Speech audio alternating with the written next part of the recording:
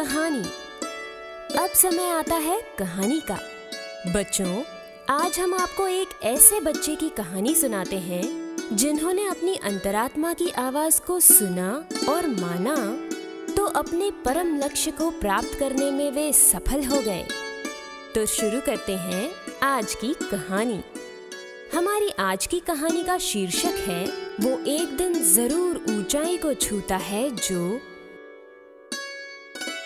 गुजरात के वडोदरा जिले में सावली गांव है। वहाँ एक गरीब बालक चुनीलाल रहता था। वो बड़ा ही तीव्र बुद्धि का बालक था। विद्यालय में चुनीलाल के साथ पढ़ने वाले कई लड़के पैसे लाते और छुट्टी में पास की दुकानों से सेव मुरमुरे आदि कुछ न कुछ खरीद के खाया करते थे। लेकिन अपने साथ पैसे ले जा सके ऐसी चुनीलाल के घर की परिस्थिति नहीं थी।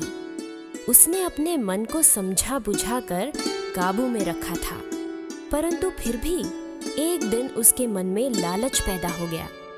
उसने माँ द्वारा मजदूरी करके लाए गए पैसों में से 2 पैसे चुराए और दोस्तों के साथ सेव मुरमुरे खरीद के खाए।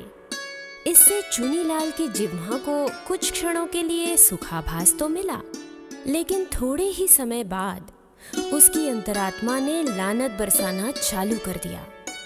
चुनीलाल, तेरी माँ कड़ी मेहनत मजदूरी करके जो पैसे कमाती है, उन्हें चुराने की हिम्मत तूने किस लिए की? केवल 2-4 मिनट के स्वाद के मजे के वश होकर ही ना। क्या ये तुझे शोभा देता है? घर आकर वो गर्दन झुका के माँ के सामने खड़ा हो गया।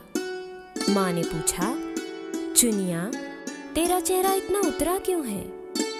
डरते डरते चुनीलाल ने कुछ भी छिपाए बिना सब बता दिया। सुनकर माँ को वैसे तो आनंद हुआ कि मेरे चुनिया ने ईमानदारी से अपनी भूल स्वीकार की है और उसे उसका पछतावा हुआ है। फिर भी वो पुनः गलती न करे, उसका भविष्य खराब न हो, इसलिए माँ ने थोड़ी नाराजगी भी जताई और ईमानदारी दिखाने के लिए प्रेम भी किया। चुनीलाल ने अपनी गलती स्वीकार कर माँ को बताया तो उसका मन हल्का हो गया और ऐसी भूल दोबारा न करने का दृढ़ निश्चय किया। पूज्य बापूजी के सत्संग में आता है, बड़ी से बड़ी गलती हो जाए, बड़े से बड़ा अपराध हो जाए, लेकिन व्यक्ति में अपनी गलती मानने की और उसे निकालने की तत्परता है तो वो एक दिन जरूर ऊंचाई को छुएगा और बड़े से बड़े अच्छे काम करेगा। लेकिन दोषी व्यक्ति अगर अपनी गलती मानता नहीं है और उसे निकालने के लिए प्रयत्न नहीं करता है तो वो एक दिन जरूर पतन की खाई में गिर जाता है।